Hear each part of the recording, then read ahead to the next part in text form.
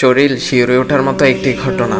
গভীর রাতে মুয়াজ্জিন মাইকে ঘোষণা দিচ্ছে, প্রিয় এলাকাবাসী ঘুম থেকে উঠুন, সেহরি খান। পাশ ফিরে উঠতে যাব, তখন খেলাম বড় ধরনের একটা ধাক্কা। ঝাপসা আলোতে দেখলাম আমার মতো দেখতে পাশে একজন শুয়ে আছে। এইটা আবার কি? ভয়ে ভয়ে তাকে নাড়া দিলাম, দেখলাম অচেতন, কোনো কথা বলছে না। শরীরটা খুব ঠান্ডা। কিছুক্ষণ পরে মনে হলো ভদ্রলোক মারা গেছে। চিন্তা করলাম এই লাশটা এখানে এলো কিভাবে। আবার দেখতে পুরোপুরি আমার মতো। আমি অনেকক্ষণ চিৎকার করে সবাইকে ডাকার চেষ্টা করলাম, কিন্তু একই কেউ তো আসছে না। একটু পর দেখলাম বোন রুমের লাইটটা জ্বালালো এবং ওই লাশটার কাছে এসে বলল, ভাইয়া সেহেরি খাবি না? ফজর আজান তো দিয়ে দিবে। আমি তো পুরাই অবাক, এসব হচ্ছেটা কি? বোনের কাছে গিয়ে বললাম, ওই তোর কি মাথা খারাপ হয়ে গেছে?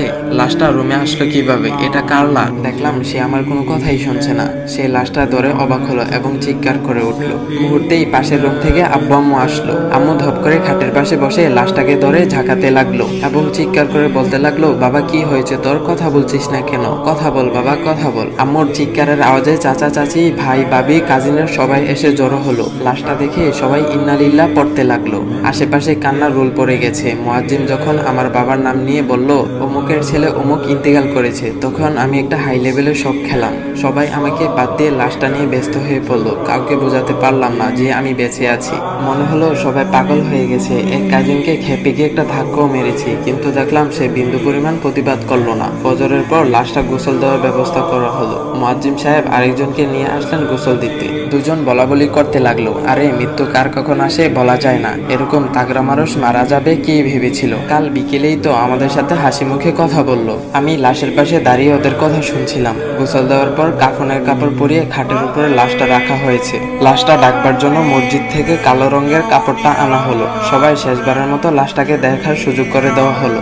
এখনো আমার কাছে সবকিছু পরিষ্কার না, কিছুই বুঝতে পারছি না আমি। বাসার আশেপাশে প্রচুর মানুষের ভিড়, আত্মীয় স্বজন, বন্ধু বান্ধব সবাই এসেছে লাশটাকে দেখতে। কত পরিচিত মানুষ কান্নাকাটি করছে, কিন্তু কাউকে বুঝাতে পারলাম না আমি মারা যাইনি, আমি বেঁচে আছি। এটা অন্য কারো লাশ, কেউ আমার কথা শুনতে পাচ্ছে না।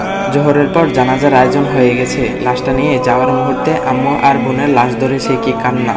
অবাক ব্যাপার, একদিন আগেও ঠান্ডা সর্দি লেগেছিল, হালকা জ্বরও ছিল। 2-1 দিন যাবত ঠিক মতো নামাজ আদায় করতে পারছিলাম না, কিন্তু আজ কিছুই মনে হচ্ছে না। আমি পুরোপুরি সুস্থ আর শরীরটাও তোলার মতো হালকা মনে হচ্ছে। যাই হোক, লাশটা চৌরাস্তার ঈদগাহ মাঠে জানাজার জন্য নিয়ে যাওয়া হলো। ঈদগাহ মাঠে একটুও জায়গা ছিল না। বাবা হালকা একটু কথা বলল, পরে ইমাম সাহেব একটু বয়ান করে জানাজা পড়লেন। জানাজা শেষে লাশটা কবরস্থানে নিয়ে যাওয়া হলো। সেখানে গিয়ে দেখলাম দাদুর কবরের পাশে একটা কবর খনন করা হয়েছে। ঠিকঠাক ভাবে লাশটা দাফন করে সবাই আত্মার মাগফিরাতের জন্য দোয়া পড়তে লাগলো। মোনাজাত শেষে সবাই যার যার মতো চলে গেল, কিন্তু বাবা মা বসে থাকলেন, তাদেরকেও জোর করে নিয়ে যাওয়া হলো। অবশেষে আমার কাছে সবকিছু পরিষ্কার হতে লাগলো।